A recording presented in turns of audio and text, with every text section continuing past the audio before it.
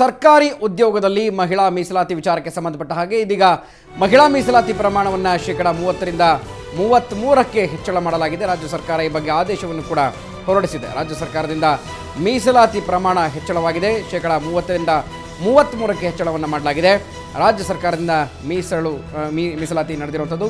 ರಾಜ್ಯ ಸರ್ಕಾರದ ರಾಜ್ಯ ಪತ್ರದಲ್ಲಿ ಈ ಒಂದು ಆದೇಶ ಕೂಡ ಪ್ರಕಟವಾಗಿದೆ. ಮಹಿಳಾ ಮತ್ತು ಮಕ್ಕಳ ಕಲ್ಯಾಣ ಸಮಿತಿ ಈ ಬಗ್ಗೆ ಶಿಫಾರಸನ್ನು ಮಾಡಿತ್ತು. ಇದೀಗ ರಾಜ್ಯ ಸರ್ಕಾರ ಇದರ ಬಗ್ಗೆ ಆದೇಶವನ್ನು ಹೊರಡಿಸಿದೆ.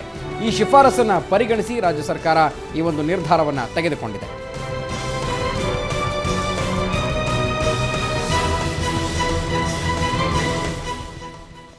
ಈ ಬಗ್ಗೆ ಹೆಚ್ಚಿನ ಮಾಹಿತಿಯನ್ನು ನಮ್ಮ ಪ್ರತಿನಿಧಿ ಶಂಕರ್ ಪಾಗೋಜಿ ನ್ಯೂಸ್ ಡೆಸ್ಕಿಂದ ನೇರ ಸಂಪರ್ಕದಲ್ಲಿದ್ದಾರೆ. ಹೆಚ್ಚಿನ ಮಾಹಿತಿಯನ್ನು ಪಡೆಯೋಣ. ಶಂಕರ್, ಈ ಒಂದು ನಿರ್ಧಾರವನ್ನು ಸರ್ಕಾರ ತೆಗೆದುಕೊಂಡಿದೆ. ಸೊ ಇದರಿಂದ ಯಾರಿಗೆ ಹೆಚ್ಚಿನ ಅನುಕೂಲ ಆಗುತ್ತೆ ಅಂತ? ಗುರುಪ್ರಸಾದ್, ಏನು ಮಹಿಳೆಯರಿಗೆ ಶೇಕಡ 33ರಷ್ಟು ಮೀಸಲಾತಿ ಕೊಡಬೇಕು ಅನ್ನುವಂಥ ಒಂದು ಬೇಡಿಕೆ ಬಹಳ ದಿನಗಳಿಂದ ಇರುವಂಥದ್ದು. ಅದು ಸರ್ಕಾರಿ ಹುದ್ದೆಯಲ್ಲಿ ಶೇಕಡ 33ರಷ್ಟು ಮೀಸಲಾತಿ ಕೊಡಬೇಕನ್ನುವಂಥ ಒಂದು ಶಿಫಾರಸನ್ನು ಮಹಿಳಾ ಮತ್ತು ಮಕ್ಕಳ ಕಲ್ಯಾಣ ಸಮಿತಿ ರಾಜ್ಯ ಸರ್ಕಾರಕ್ಕೆ ಮಾಡಿತ್ತು. ಮಾಲಿಕೆಯ ಗುತ್ತೇದಾರ್ ಅವರ ನೇತೃತ್ವದ ಒಂದು ಸಮಿತಿ ಸರ್ಕಾರಕ್ಕೆ ಈ ರೀತಿಯ ಒಂದು ಶಿಫಾರಸನ್ನು ಮಾಡಿತ್ತು.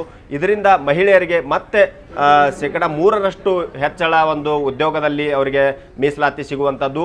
ಇದುವರೆಗೆ ಶೇಕಡ 30ರಷ್ಟು ಮಹಿಳೆಯರಿಗೆ ಮೀಸಲಾತಿ ಸಿಗ್ತಾ ಇತ್ತು ರಾಜ್ಯ ಸರ್ಕಾರಿ ನೌಕರಿ ಪಡೆಯುವಂಥ ಸಂದರ್ಭದಲ್ಲಿ. ಈಗ ಅವರಿಗೆ ಮತ್ತೆ 3% ಹೆಚ್ಚಳವಾಗೋದ್ರಿಂದ ಮಹಿಳೆಯರಿಗೆ ಮತ್ತಷ್ಟು ಉದ್ಯೋಗಾವಕಾಶಗಳು ಹೆಚ್ಚಿನ ಪ್ರಮಾಣದಲ್ಲಿ ರಾಜ್ಯ ಸರ್ಕಾರದ ನೌಕರಿ ಪಡೆಯುವ ಸಂದರ್ಭದಲ್ಲಿ ಸಿಗುವಂಥದ್ದು. ಇದರಿಂದ ಪುರುಷರಿಗೆ ಏನು ಶೇಕಡ 70ರಷ್ಟು ಉದ್ಯೋಗ ಪಡಿತಾ ಇದ್ದಂಥ ಪುರುಷರ ಏನು ಉದ್ಯೋಗ ಪಡಿತಾ ಇದ್ರು ಅವರಿಗೆ 3% ಕಡಿಮೆ ಆಗತ್ತೆ.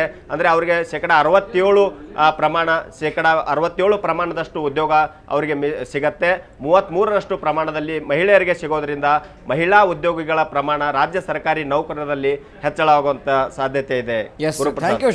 ರಾಜ್ಯ ಸರ್ಕಾರ ಏನು ಈಗಾಗಲೇ ಏನು ಈ ಅಧಿಸೂಚನೆ ಹೊರಡಿಸಿದೆ, ಇದಕ್ಕೆ 15 ದಿನಗಳ ಒಂದು ಆಕ್ಷೇಪಣೆಗೆ ಒಂದು ಅವಕಾಶವನ್ನು ಕೂಡ ಕಲ್ಪಿಸಿದೆ. ಗುರುಪ್ರಸಾದ್.